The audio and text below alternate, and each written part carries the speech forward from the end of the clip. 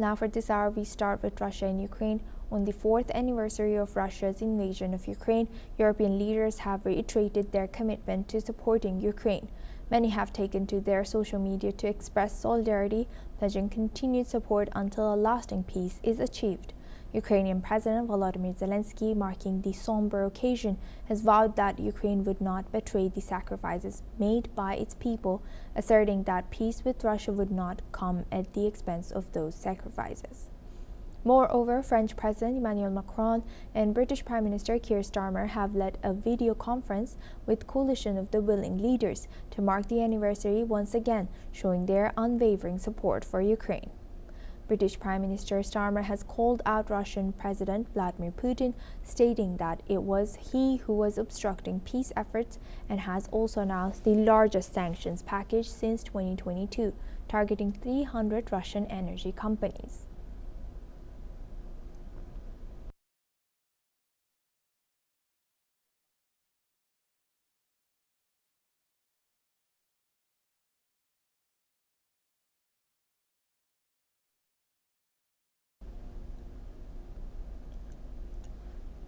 On the 4th anniversary of Russia's invasion of Ukraine, European leaders have reiterated their commitment to supporting Ukraine.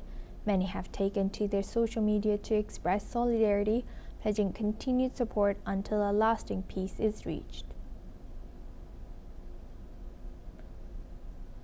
We have a breaking news coming in from Russia. Russian President Vladimir Putin has reportedly accused Ukrainian intelligence services and Western agencies, saying that they were behind most of the attacks against Russia in recent weeks. He has said that the number of terrorist attacks against his country has increased, with a particular focus on possible threats to Russia's energy pipelines, which he believes Ukraine may target in the future. Moreover, Putin has also claimed that Ukraine is trying to undermine the peace process. He has stressed the importance of strengthening Russian defenses of strategic infrastructure, particularly energy facilities, in light of these risks. In a rather grave tone, the Russian leader has warned that Ukraine and its allies were so committed to defeating Russia that they were pushing themselves to the edge, a decision which he claims that they would later regret. Now we welcome retired Colonel Sanjay Sirohi. He's an international relations and defense expert, joins us live from New Delhi. Thank you very much, Colonel, for joining us again. Good to see you. Now, looking at Russia and Ukraine as the war enters a 5th year now, how do you analyze the current support for among your European leaders and among European countries for Ukraine? Do you think they're still as united as they were before?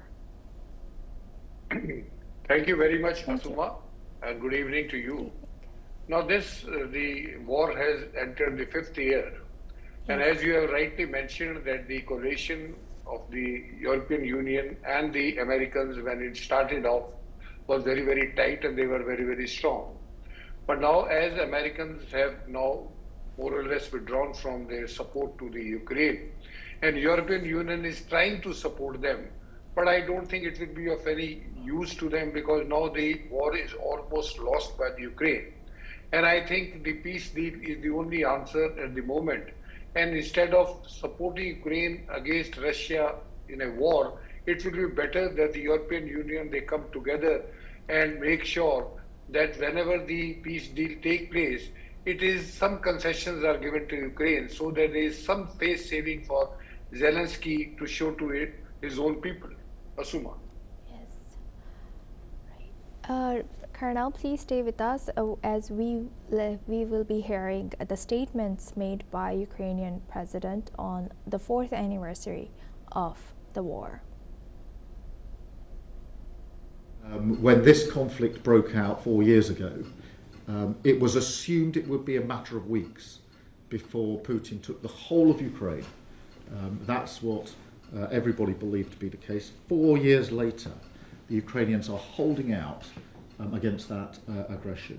Holding out on the front line, where the circumstances are extremely challenging, but also holding out in the civilian life, where every day Ukrainians get up and go to work as a sign of resilience and defiance of the aggression. Because a promise of help does not end a war.